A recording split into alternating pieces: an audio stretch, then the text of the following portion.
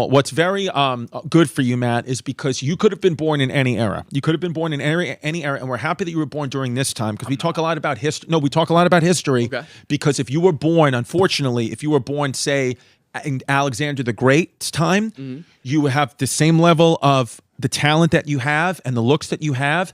What Alexander the Great would have done is he would have taken you, what Alexander the Great liked to do, and people at that time like to do, is like take very handsome boys, very talented boys like you, and they like to cut their nuts off and make them eunuchs. And what you would do is you would be this nutless, beautiful boy who would be in charge of Alexander the Great's harem of like basically his women that he would have. And that would be, so it's very beautiful that you're born now so you can just be talented and free, because if in history you'd have your nuts clipped and you'd be running a harem. So he cuts your nuts off and then makes you in charge of the hot women he gets to have sex with. Right. Because the theory and occasionally was, he would have sex with you as well. Right. I mean, that's the part you left out. What did he look like? Alexander the Great? Supposedly he's a handsome kid. He was a cute kid. Yeah, supposedly. He was a cute kid. Yeah. Do we have monitors? Can we pull We don't have any, well, I mean, there's no real, I mean. We only know from Plutarch what he looked like, and supposedly he had nice hair, he had like locks, and he was a built kid.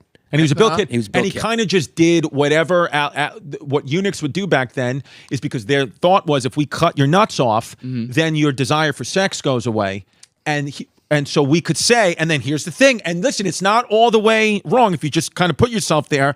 They would say, we can trust you now to watch the women. You're not going to want to have sex with them. You're not going to want to take my throne because you're not motivated. And then also just a little plus, you don't have nuts, so you're technically not a guy, but you are beautiful, so I can bang you and it's not gay. Yeah, part of it was to just keep the masculine traits from forming, to keep you sort of a pseudo-woman. Yeah. Yeah, like a pseudo. So progressive. Yeah. This is what it is. It was actually progressive when you think about it. Why even do you guys know this? Yeah. Because we're history cuties. But when did you read this specific article? Oh, eunuchs are big in history. The human brain is wild. And what people do with power, the eunuchs was on the table. Yeah. So eunuchs were for the table. Women were, you know, when you go to a pizza. Explain to him what for the table means and why Matt Rife is for the table. Okay. Yeah, Matt Rife is for the table. And Kyle, the clip cowboy over here, he is a eunuch. Totally. Yeah. Yeah, he is a eunuch. Dude. He is a eunuch, but him and I have spoken about that. He's a southern eunuch. He got his nuts clipped. He's from the deep south. He got his nuts clipped because his dad thought he was a fucking warthog. Yeah. They call him runner. He was running around the woods and they clipped his nuts, and now he just does the video stuff because he's fucking got, Yeah. But he's a beautiful man, and I have had sex with him. Yeah. So eunuchs were in every civilization. They just they created. But tell him what for the table is. For the table means a little bit for everybody. Yeah. For the guys, the girls. Yeah, you got your pizza menu, on the one side you got your pizzas, and the other side you got your dishes, So the pizzas were really like the women. You marry the pizza, but then on the other side you got things for the table. Okay. That's for everybody. For everybody. For the gays, for the straights, for the you're for the table. For everybody. the table. When you order something, you order an appetizer and you say, "This is for the table." This is everyone take a little everyone piece. gets a little piece. So you're for the You're for the ancient table. times, you would be the definition of a guy. You're for the table. Alexander the Great would say, "I love this kid. He's for the table. Love him." Yeah. What he's got to be is for the table because he's going to make myself and my soldiers happy. Yeah. So he's going to make us laugh before battle, and then we're going to take to and have sex with him. Is this merch? Have you made this merch? No, but he's fucking screwed in. He's screwed in. He's a king of merch. I would wear this shirt for the table. For the table? For the table. Absolutely. Yeah, Boom. for the table. Yeah. For the table. Okay, that's where we're going to make merch. Welcome. Yeah. See, Matt knows. 10% off the top. Yeah. It's fine. Yeah. Creative purposes. Yeah, whatever. Yeah, sure. We'll give you whatever you want. You don't need to. I want to get back to this eunuch situation. Go Was ahead, it like was it purely for control and power, or was there like a spiritual purpose to it as well? Like did there?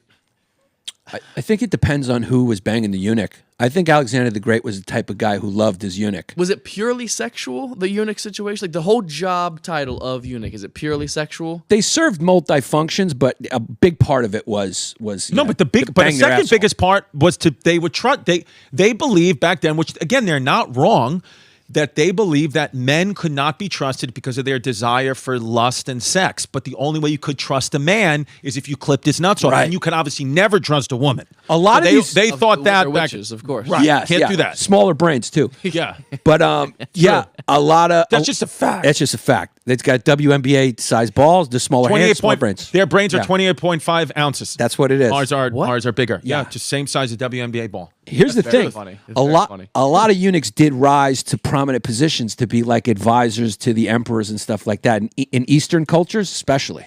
Wei Zhongjing was he's a famous eunuch on our podcast. He was like a top advisor to one of the Chinese emperors. Wei Shanxian. When anytime we say something out of the box crazy, we have a sound effect that goes Wei Shanxian. And why we started saying that was years ago. We found this famous eunuch from China, and his name is Wei Shanxian. And so we just use it as a sound effect. It doesn't make any sense. It doesn't. But that's make why any we sense, do it.